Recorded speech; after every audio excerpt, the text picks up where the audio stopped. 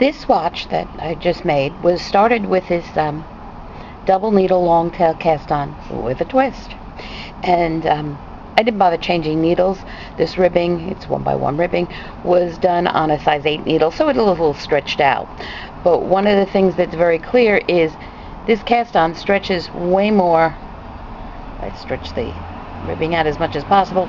The cast on stretches way more than the actual ribbing does, so that would be a good definition of a stretchy cast on. I'm very impressed with it.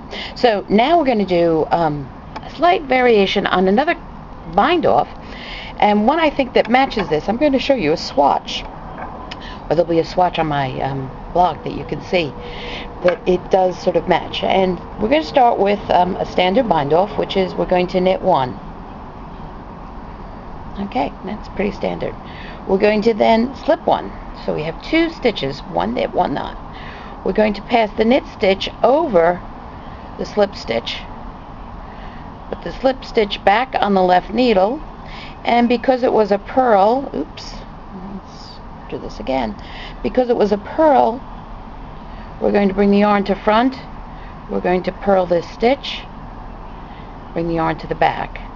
We're going to then slip as if to purl this stitch, cross over, return the stitch to the left needle because we haven't worked it yet, and then we are going to knit the stitch. Then we're going to slip,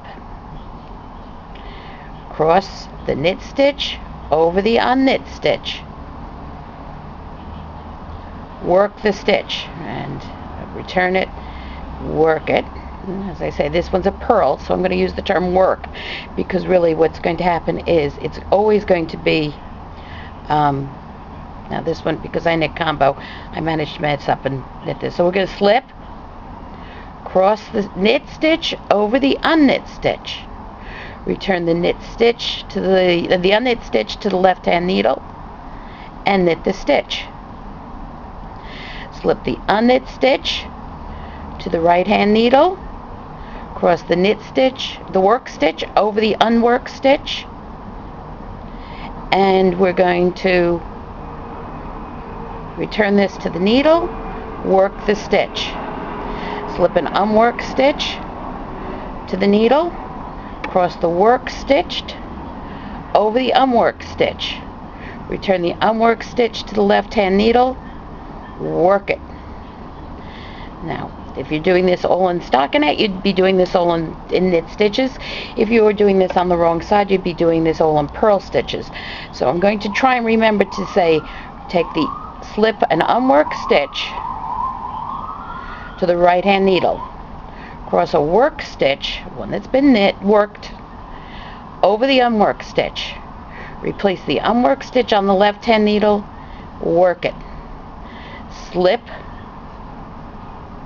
an unworked stitch to the right hand needle, cross the work stitch over the unworked stitch, return the unworked stitch to the needle, work it, knit or purl as it would be, cross the slip an unworked stitch, cross the work stitch over the unworked stitch, return it to the left hand needle, and where am I?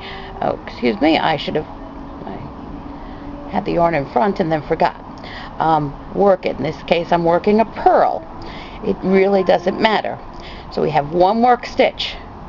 Slip an unworked stitch, cross, return, work.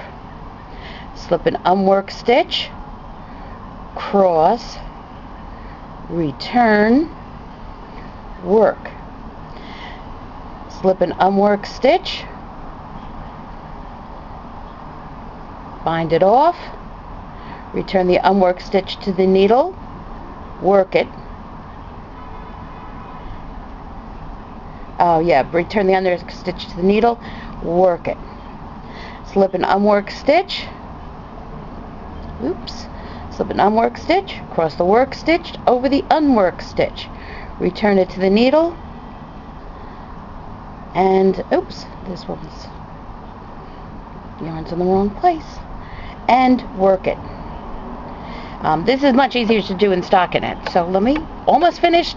So let's go over it again. We have a work stitch, slip and unwork stitch, cross the work stitch over the unwork stitch, return the work stitch to the left needle, work the stitch, slip an unwork stitch, cross the worked one over the unworked one, return the unworked stitch to the left hand needle, work it, slip, bind off, return, work, slip, bind off, return, work, slip, bind off, and we're done. So I'm just going to pull this loop out so I can play with it while... Oh, I can't. It's not going to try. And it looks a little messy here on the ribbing, and it doesn't look like it's going to pull in, but it is also very stretchy. In fact, what we're going to have is the opposite of the barrel effect, or a different kind of barrel effect, which is the bind off stretches more and the cast off stretches more than the actual knitting, which is a kind of unusual circumstance. Now, I don't like the look of this in ribbing. I hadn't done it in ribbing. I had done it in stockinette. There will be a picture, as I say, showing it in stockinette, a still picture, worked the same way, and you'll see how very much the bind off matches the cast on.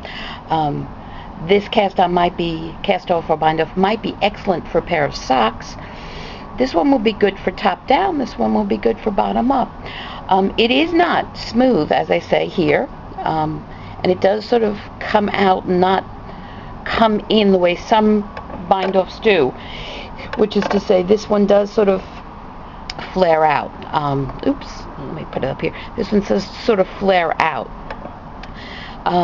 But when the socks are on and the ribbing is stretched, that's going to be fine, because once it puts a little stretch on it, it becomes, as you see, a very attractive cast bind off. So once again, 2 new cast-ons and bind offs.